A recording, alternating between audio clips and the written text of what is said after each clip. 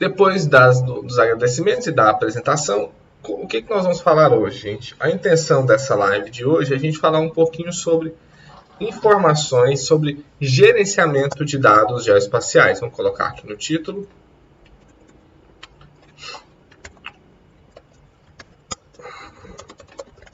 Dados geoespaciais.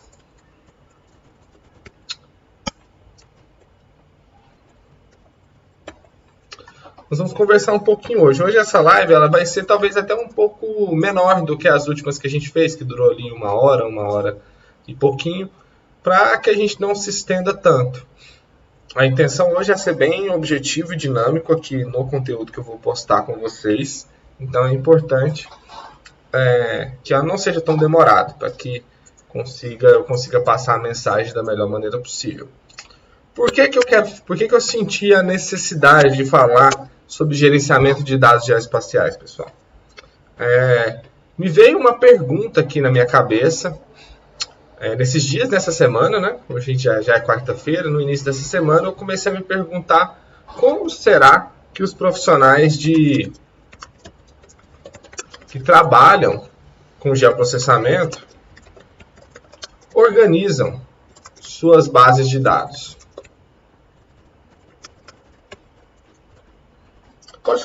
Pode parecer uma pergunta um pouco idiota, sabe, gente? Desculpa a expressão, uma pergunta muito besta, mas eu comecei a pensar, como será que eles fazem? E outra pergunta melhor, será que eles organizam essas bases? Como é o processo de gerenciamento da informação dos seus projetos? Eu comecei a me perguntar um pouco sobre isso. Por que eu me perguntei sobre isso, gente? Porque surgiu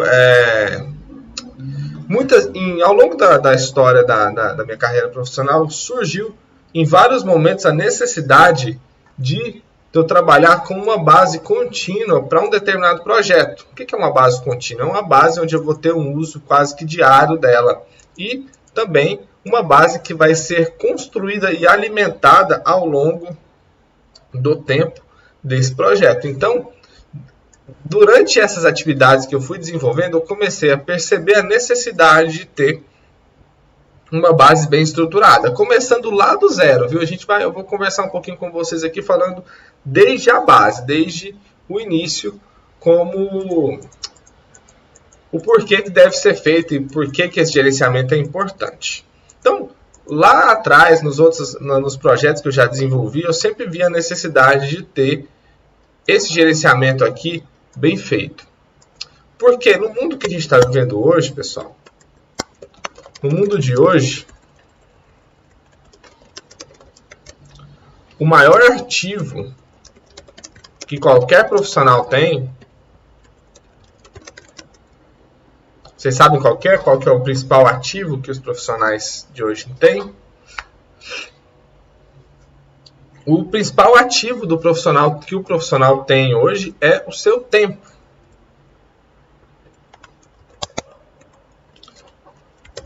Esse principal ativo é o tempo.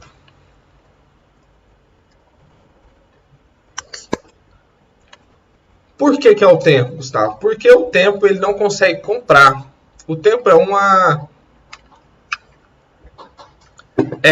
único ativo de qualquer profissional hoje que ele não tem condição de comprar.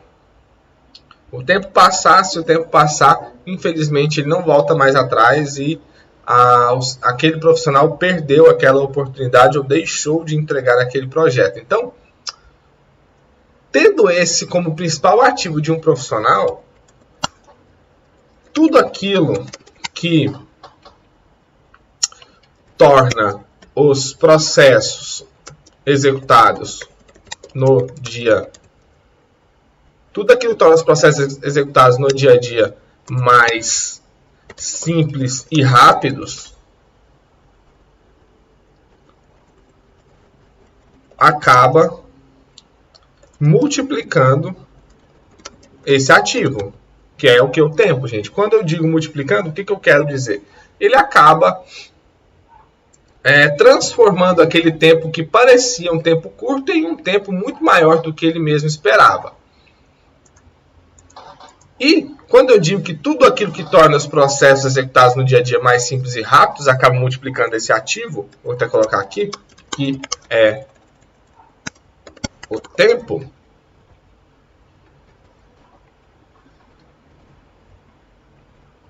Vamos lá, só para eu perdi um pouquinho. Tudo aquilo que torna os processos executados no dia a dia mais simples e rápidos acaba multiplicando esse ativo que é o tempo. Isso.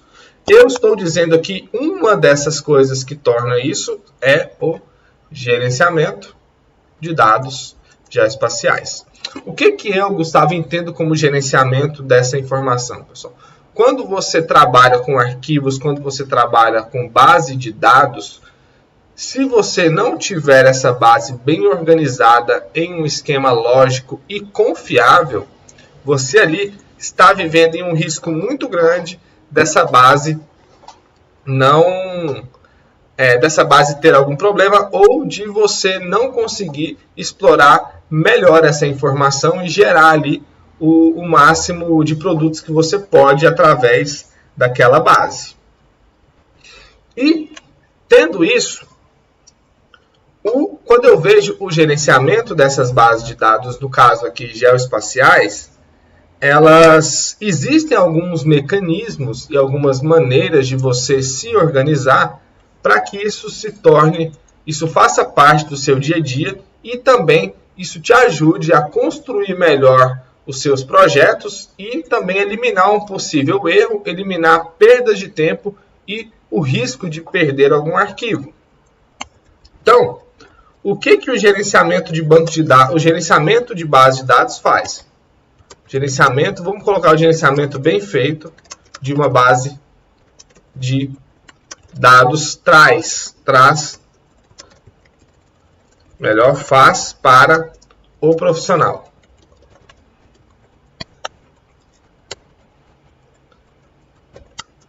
Ela traz um ganho de produtividade, ela traz um risco menor de perda de dados e, consequentemente, ela traz um melhor produto em um curto prazo de tempo. Quando eu digo um curto ou um prazo menor de execução, em um prazo menor de execução, porque a gente já disse aqui em cima ganho de produtividade. Entendendo toda essa etapa aqui, pessoal, eu quero começar a entrar aqui, de fato, na parte técnica, né, do que envolve as bases de dados geoespaciais. Quais são as principais bases existentes hoje para um profissional que trabalha com geoprocessamento, que trabalha com produção de mapas, que trabalha com qualquer segmento, qualquer coisa que envolve esse segmento? A gente tem aqui duas principais fontes de dados. A primeira são os arquivos vetoriais, ou os shapes. Eu vou tratar como shapes, apesar de não ser a única estrutura de arquivo vetorial, é a principal, a mais utilizada. Então eu vou denominar ela dessa maneira. E a gente tem aqui também os arquivos matriciais /raster, que são as imagens. Os arquivos de imagem, pode ser uma imagem de satélite, pode ser um modelo digital de elevação, pode ser um dado interpolado, pode ser um arquivo vetorial que foi transformado em imagem, em raster. Então, qualquer informação que esteja dentro desse grupo, os profissionais trabalham diariamente. A gente poderia citar aqui algumas outras, que são dados tabulares. Tem várias outras aqui, como mapas analógicos. E algumas que a gente poderia ir descrevendo. Mas as duas principais são essas. E quando a gente pensa aqui, deixa eu até colocar aqui principais bases de dados dos profissionais que trabalham com geoprocessamento. A gente tem essas principais bases de dados aqui, pessoal. Então, Tendo essas como as principais bases, nós vamos aqui trabalhar um pouquinho hoje nessa live com essas duas bases aqui. Como a gente faz um melhor gerenciamento dessas bases? Pensando aqui primeiro, ó, nos arquivos shapes, nos arquivos vetoriais, eu vou excluir esses dois, porque esses dois, nesse momento, a gente não tem tanta relevância para nós. Então, quando eu penso aqui nos arquivos vetoriais, os shapes, pessoal, primeira coisa que você precisa saber, você tem que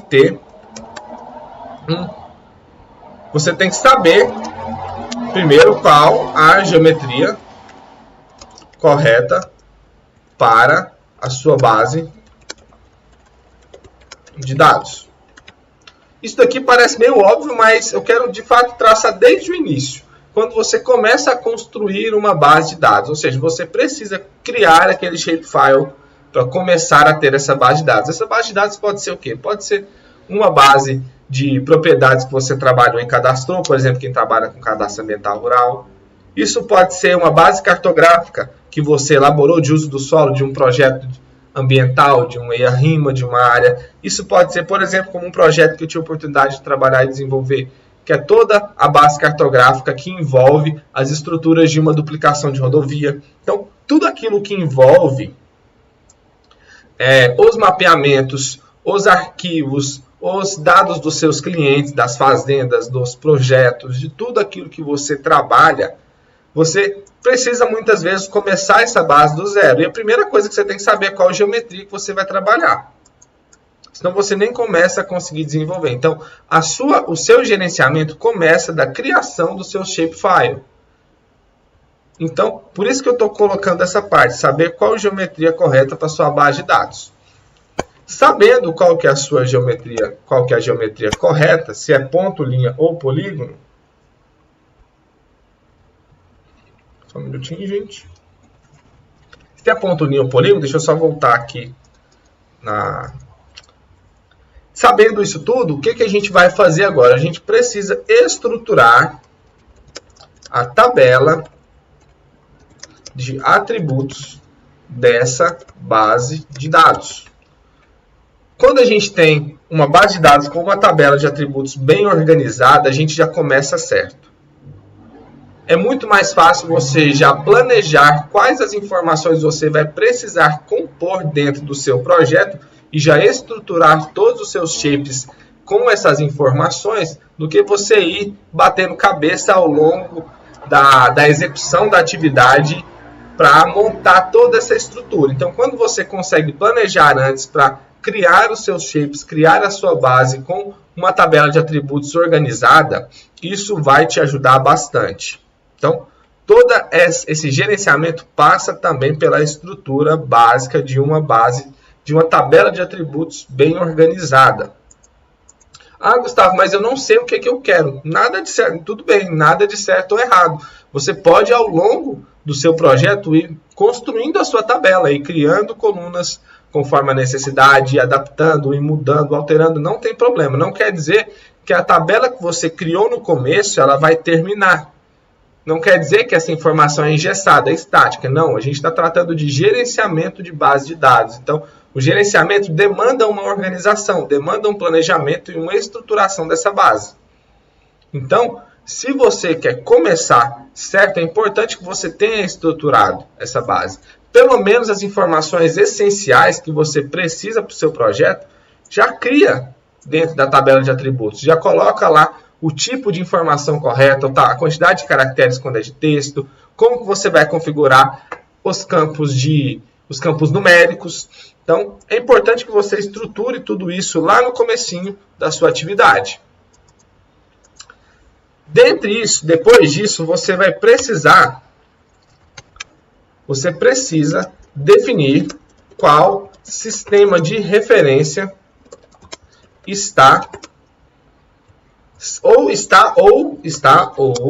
será a sua base de dados. Outro ponto fundamental, você tem que ter uma base de dados uniforme quando se diz em relação ao sistema de referência, pessoal. Você não pode trabalhar em um projeto que você vai entregar um produto final em Sirgas 2000 e você ali ter uma base em siglas, outra em SAD, outra em córrego alegre, outra em WGS, isso vai virar uma bagunça no seu projeto. Você precisa organizar esses dados. Ah, Gustavo, mas meu dado não está todo em um sistema. Então, se ele não estiver todo em um mesmo sistema, vamos escrever aqui, se não estiver todos no mesmo sistema de referência, faça a conversão para um único datum, que hoje deve ser o Sigas 2000, né, pessoal? Porque é o datum oficial brasileiro. Eu não vejo como a gente entregar produtos hoje, em pleno 2021, em SAD 69. Então, só se for uma exigência muito específica, mas de forma geral, você vai entregar em Sigas 2000. Então, você precisa definir qual que é o sistema da sua base e unificar ela. Ah, Gustavo, mas é WGS 84. Não tem problema, que eu não dou. Pode ser WGS 84, porque é um datum também mundial, que é muito parecido com o Sigas. Aqui é muito aceito projetos com WGS 84. Então, mas você precisa padronizar isso. E, além de você padronizar o sistema de referência, você precisa padronizar o sistema de coordenadas. Como eu digo padronizar, gente? Por que você precisa ter a sua base de dados em um mesmo sistema de coordenadas? Isso vai facilitar o processamento dela ao longo dos seus projetos. Tanto vai facilitar o processamento, como até vai facilitar a sua leitura e a entrega final. Se você precisar ficar convertendo de sistema de coordenadas geográfica para planas, se você trabalha ali em uma projeção específica e precisa ficar movimentando o tempo todo, isso pode te induzir a um erro futuro. O ideal, eu estou dizendo aqui o mundo ideal, que é que você tenha toda a sua base de dados em um mesmo sistema de coordenadas, que seja geográfico, que seja projetado, não importa. O ideal, o mundo ideal é esse. Vai acontecer projetos que você não vai conseguir compatibilizar essa informação? Sim, vai acontecer. Vai ter projetos que você vai estar ali, por exemplo, em uma divisa de fuso. Quando você pensa no fuso na projeção TEM, vai ter que trabalhar tudo em coordenada geográfica, mas vão ter alguns processos que necessariamente você tem que converter esse dado, pelo menos uma parte dele, para um sistema projetado. Então, você vai precisar diferenciar. Mesmo que você tenha dados em diferentes sistemas de coordenadas, é preciso identificar no nome do próprio shape essa informação. O datum, gente, o datum vai ter que ser o mesmo. Você não tem opção de ficar tendo uma base em SAD, outra em siglas e por aí vai. Esse você vai ter que padronizar. Para que você tenha um bom gerenciamento dos seus dados, você precisa padronizar esse datum, sistema de referência. Mas o sistema de coordenadas, como eu disse, você pode tratar ele de formas pontuais com algumas divergências de informação, desde que você nomeie esses arquivos de forma diferenciada, para que você, ao longo do projeto, você saiba em que formato está esse dado. Porque, Gustavo, mas se eu clicar 2 vezes dele dentro do ArcGIS, eu descubro. Sim, você descobre. Mas se você entregar esse dado para uma pessoa leiga, se você for entregar um produto e essa pessoa não souber fazer essa diferenciação, quando você lê um dado, quando você tem uma informação literal, onde você lê e sabe o que é muito mais fácil de identificar. Isso também vai facilitar com que você não tenha erros na hora do processamento. Por exemplo, se você estiver buscando um dado no seu banco de dados, que necessariamente você precisa dele projetado e você não sabe qual que é, e às vezes na correria, na pressa na execução do seu projeto, você busca um outro dado que não é esse, isso vai atrasar o seu processo, você vai ver lá na frente que pegou o dado errado, vai ter que voltar tudo, pode te induzir a um erro e te atrapalhar. Então, é importante, pensando em sistemas de coordenadas, eu vou colocar aqui até entre parênteses, vou colocar geográficas ou projetadas. nesse caso, você pode manter dois divergentes desde que você se organize com esses arquivos, que eles tenham uma nomeação diferenciada para você conseguir trabalhar com eles. Tendo toda essa organização, pessoal, você agora precisa de um mecanismo para que você consiga fazer tudo isso daqui de maneira segura. Hoje, eu posso te falar pela minha experiência que os arquivos brutos, os arquivos shapes, vamos dizer brutos, eles não são muito confiáveis.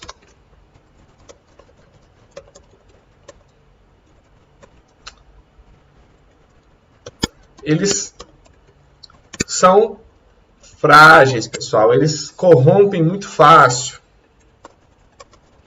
Vou até escrever aqui. Muito fácil. A coisa mais fácil é você corromper um shape. Se você, às vezes, dependendo do método de transferência que você enviou para a pessoa, ele pode corromper. Na sua máquina mesmo, sem você ter feito nada, ele pode corromper sem explicação nenhuma. Você simplesmente tem um shape que está funcionando, você abre ele. Depois de uns dias você tenta abrir o mesmo dado, ele pode estar corrompido, e eu te digo sem explicação nenhuma. Eu, ao longo de todos esses anos, eu perdi muito shape. Eu tive muito problema de shape corrompido, gente. Eu tive muito problema de shape corrompido. Então, se ele não é um método confiável, qual que é o mais confiável, Gustavo? Nós vamos falar daqui a pouquinho, viu? Eu só estou já fazendo uma introdução.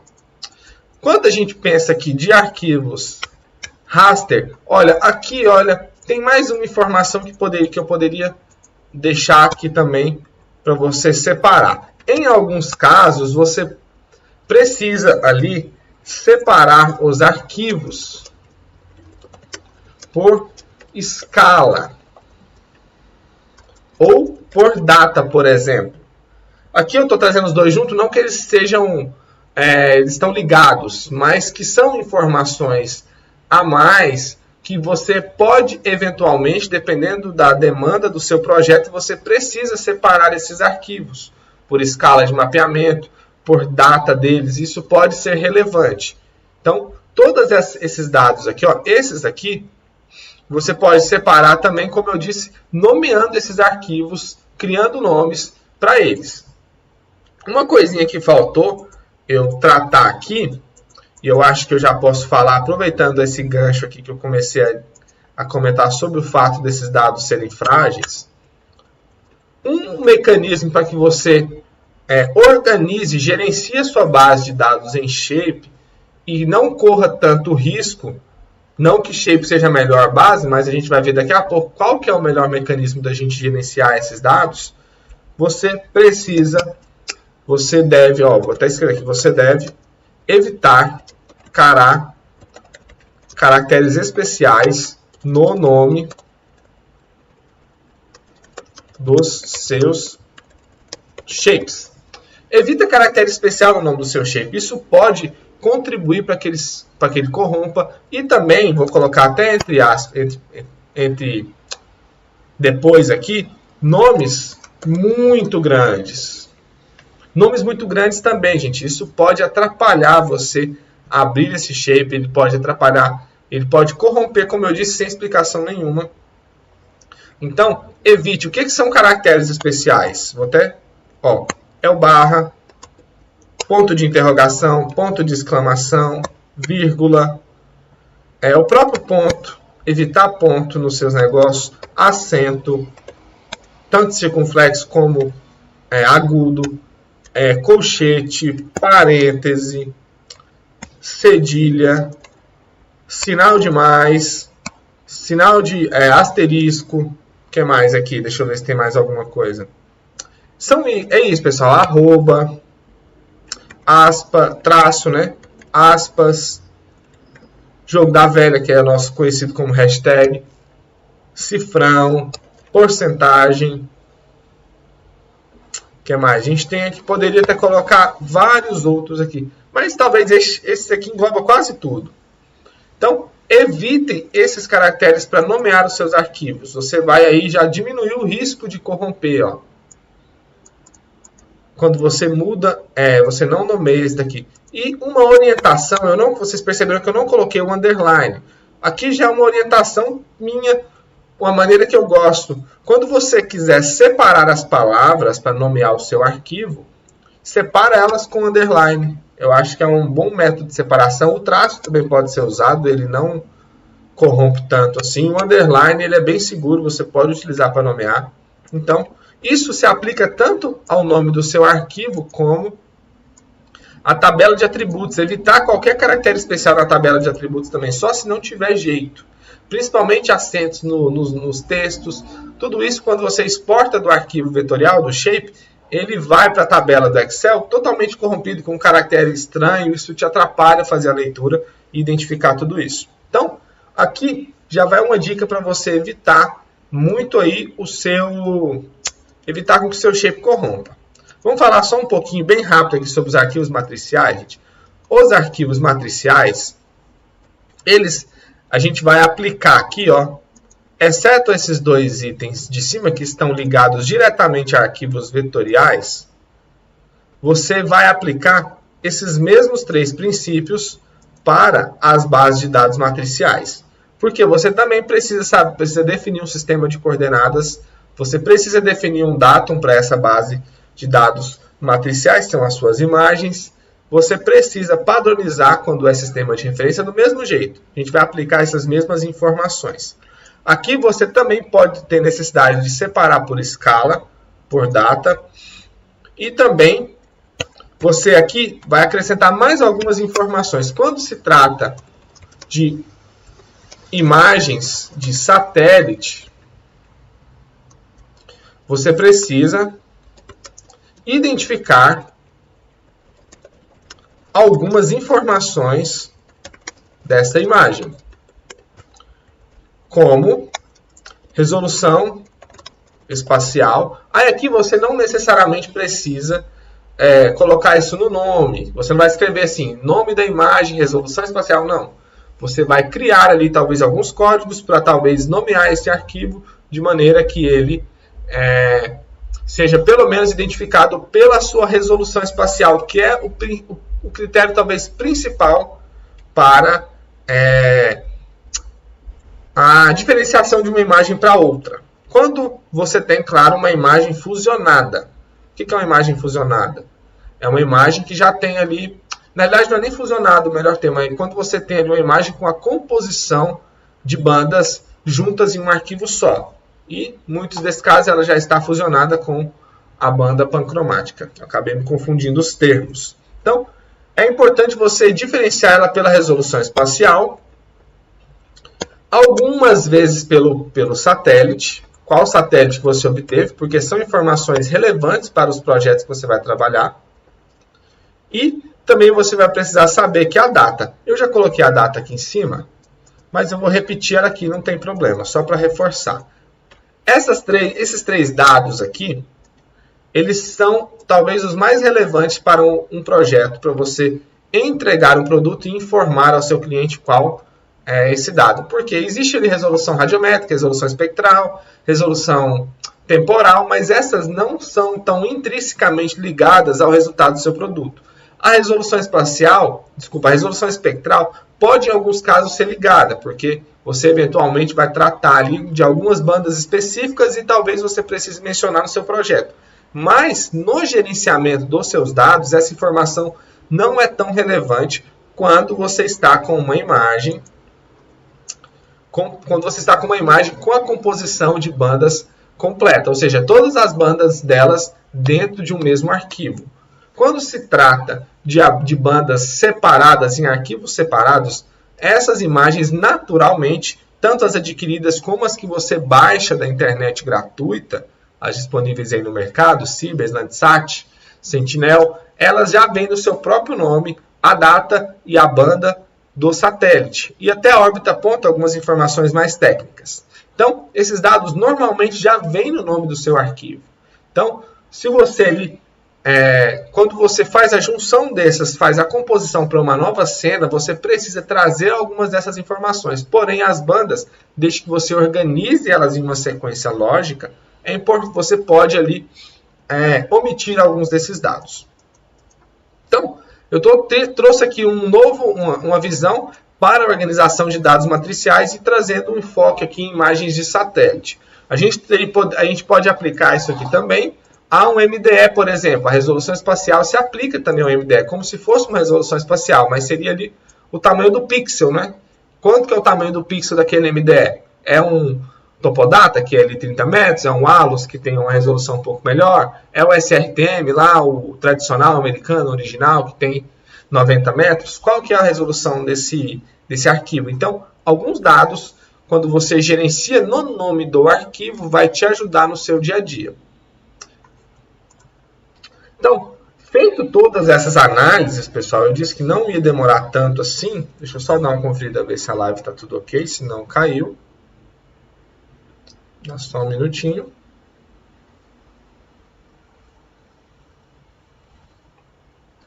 Não, tá tudo certo, tá? Tudo ok.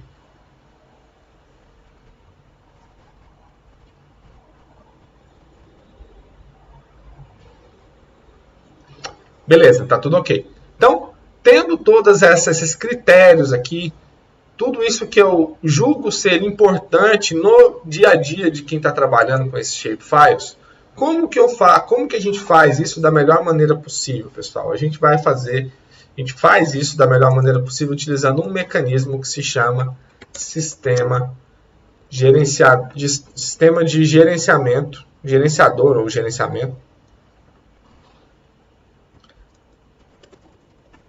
de banco de dados.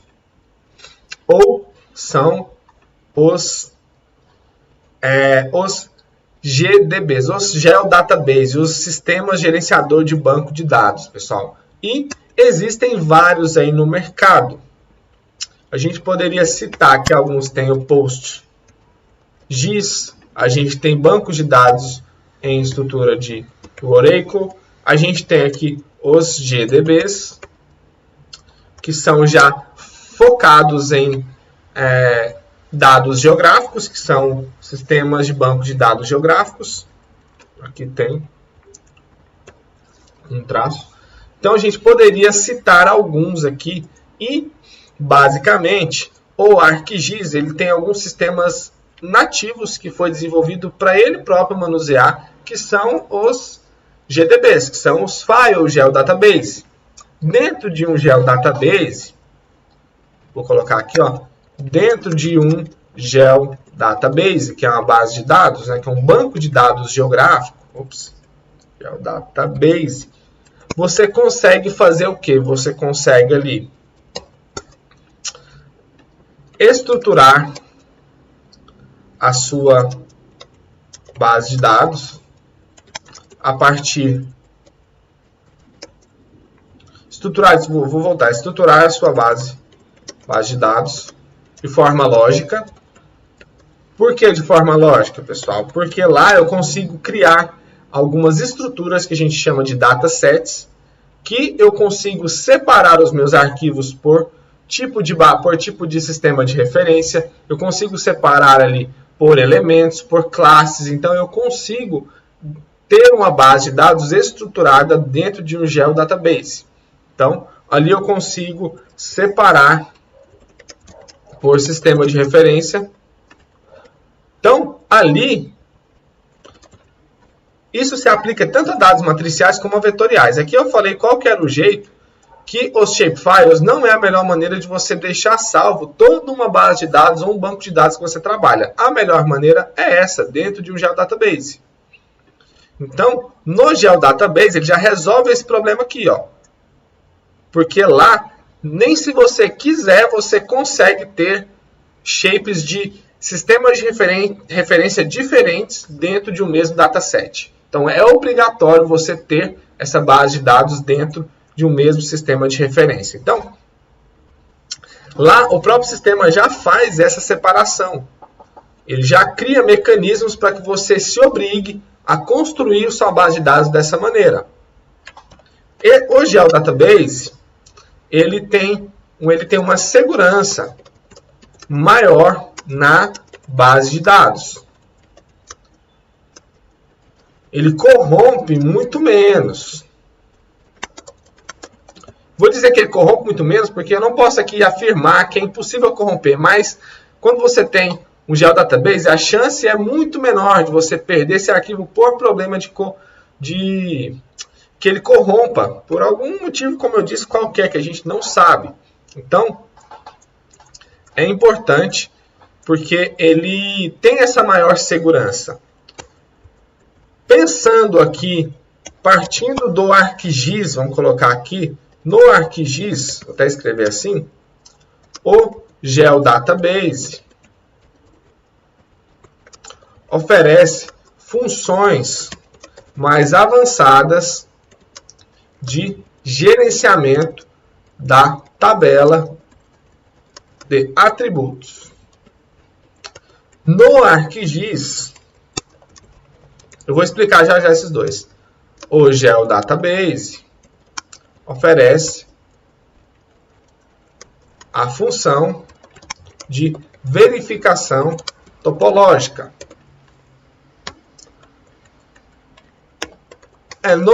No ArcGIS, o Geodatabase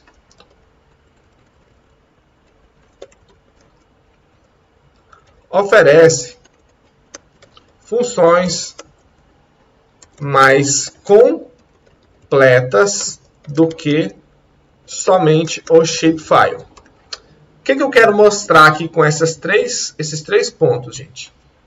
Dentro do ArcGIS, quando você trabalha dentro de um Geodatabase, ali você vai ter uma experiência muito mais completa, muito mais avançada para gerenciamento dos seus dados.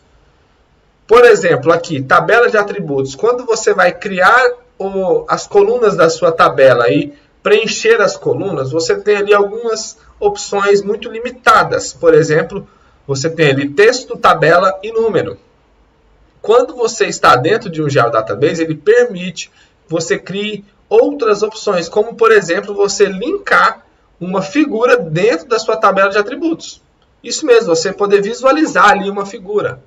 Então, você só consegue fazer esse tipo de manipulação da tabela de um shape se ele estiver inserido dentro de um Geodatabase. Se você for somente para o shapefile, ele não te oferece essas funções.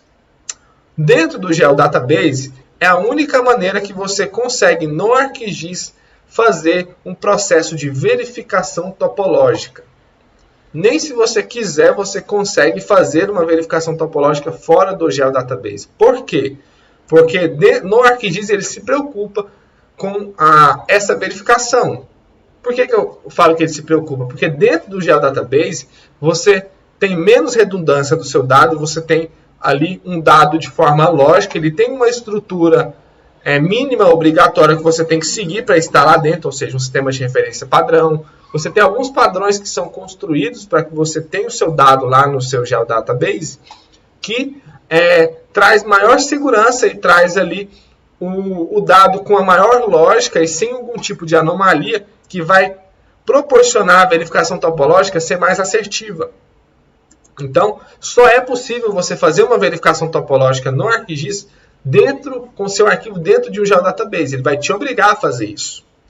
Então, tá aqui, ó, se você não trabalhar ou não souber trabalhar dentro de um banco de dados, você vai ter dificuldade e você não vai conseguir fazer verificações topológicas, por exemplo. Gustavo, o que é verificação topológica?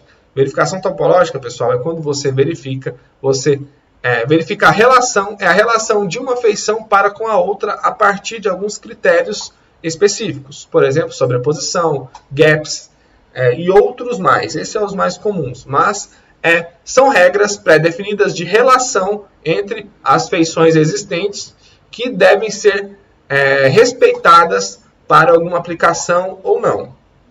Então, essas regras são verificadas através de ferramentas específicas de verificação topológica que são feitas dentro de um GDB, dentro de um Geodatabase. E como eu disse aqui, dentro do Geodatabase, se você estiver lá dentro, ele te oferece uma experiência muito mais completa que um shapefile. Olha para você ver como é mais completo. Se você estiver trabalhando com uma base de dados só em shapefile, você não consegue criar cotas dentro do seu arquivo. Você não consegue cotar o seu arquivo para você ter uma noção. Lá no AutoCAD, quem trabalha lá com arquitetura, com engenharia, você faz as cotas, traça lá automático. Você não consegue fazer isso no Shapefile. Sabe onde você faz? Dentro do GeoDatabase. Você cria lá uma opção, uma ferramentazinha dentro dele de criação de cotas para o seu shape. Então, isso é um exemplo de como o GeoDatabase traz uma experiência mais completa e mais segura para os seus dados. Então, para a gente concluir, já está bem avançado o prazo, para a gente concluir aqui essa live de hoje, o que eu quero chegar? Onde eu quero chegar com isso? Aonde? Ou melhor, qual a conclusão disso tudo? É que para um bom gerenciamento de dados, e outra coisa, só para voltar um pouquinho que me veio aqui à mente, tudo isso daqui, gente, quando você tem estruturado tudo isso dentro de um banco de dados, o que isso te faz ganhar, gente? Tempo. Você ganha tempo. Por quê? Porque você tem segurança nos seus dados, você não corre risco de perdê-los, você tem ferramentas mais avançadas de manipulação e com isso você ganha tempo.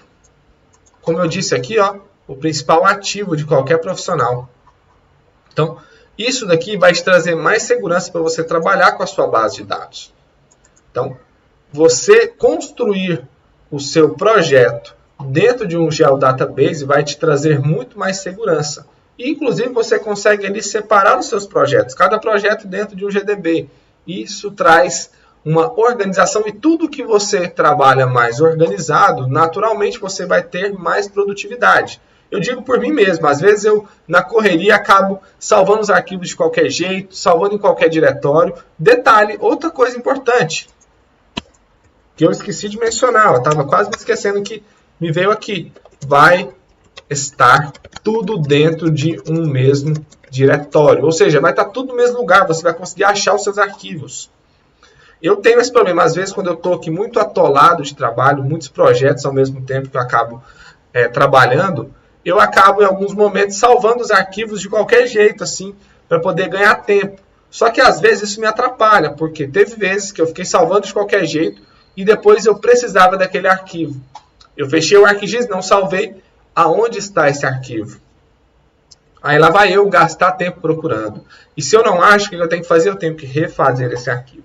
Quando você trabalha tudo dentro do seu GDB, você sabe que todos os seus arquivos vão estar lá dentro. Olha como é mais simples de você trabalhar. Está tudo dentro do mesmo diretório. E tudo isso aqui te faz ganhar tempo.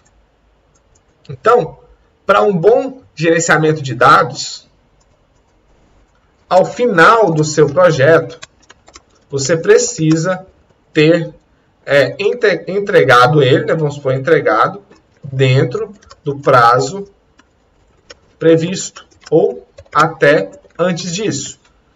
Para que você chegue à conclusão de que você teve um bom gerenciamento de base de dados, você tem que ter ganhado tempo, gente. Senão, toda essa organização que a gente conversou tudo aqui desde o começo, não teve sentido nenhum.